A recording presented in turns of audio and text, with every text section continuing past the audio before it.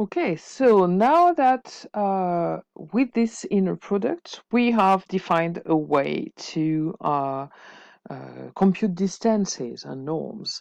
And from this, we are going to define a new notion of orthogonality, which is actually going to be exactly the same one as the one you practiced in R, in Rn, in R2 and R3.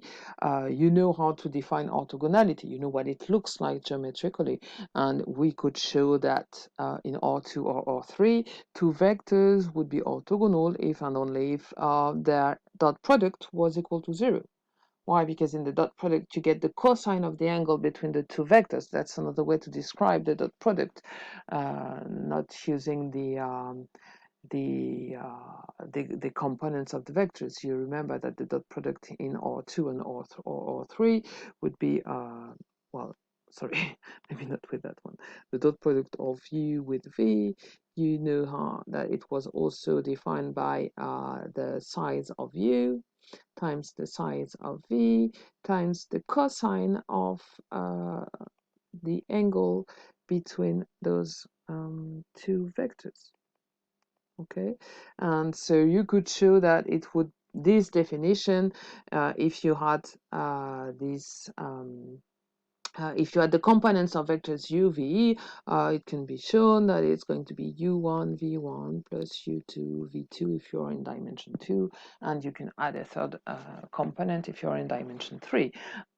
Okay, so that's something you already know in dimension 2, in R2 and R3, but this is, we're going to extend this ID to any linear space. So it meant that as we have the cosine is equal to 0 if and only if the two vectors make a right angle. So u is orthogonal to v was equivalent to having that u dot v was equal to 0.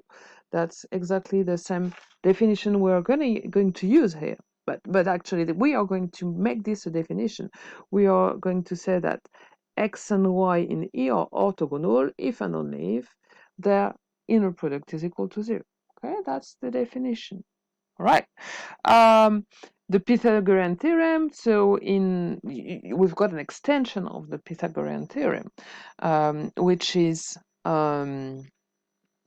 that the so in R2, you know that the size of the hypotenuse square is equal to the sum of the square of the sizes of the triangle. So what does it mean? What would it mean? It means that right. So if you've got a right angle triangle, so that x, y, that's actually x plus y. Well, because, well, if you work,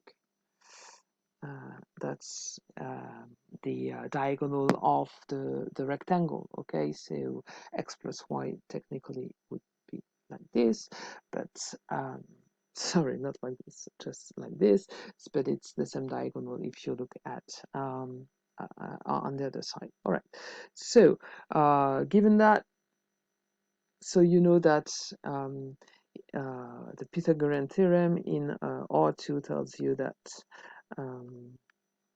the size of x plus y square, x plus y square is equal to the size of x square plus the size of y square. Okay, and you've got here, you've got a very nice, very simple proof of that. You can maybe take some time to think about that proof. It's a very, very simple proof of the Pythagorean theorem. All right, in R2.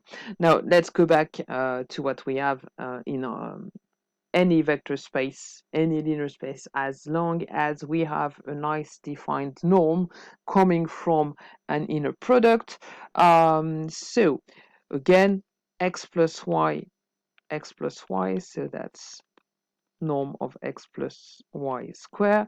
You can expand that, right? And see if you can prove the Pythagorean theorem. It's something that I gave several times as a very simple questions in tests in the previous years, right? So maybe pause the video now and expand this and prove that this is going to be equal to norm of x plus norm of y if and only if the scalar product of x, y is equal to 0. Okay. So maybe I can leave you do that. All right. And finally, the zero vector is the zero vector is the only vector orthogonal to any other vector. Um, all right.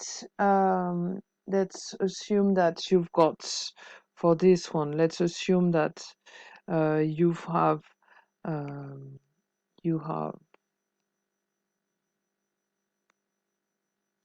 you have something such that some x, some x such that for any y, this is equal to 0, okay? Which is the meaning it's orthogonal to anything. Sorry, I don't know why what's happening. All right, so orthogonal to anything, it would mean x is orthogonal to anything that for any y in E, this is what we have.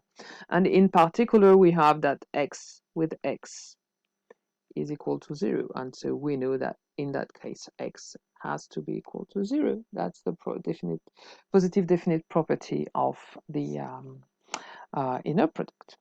Great.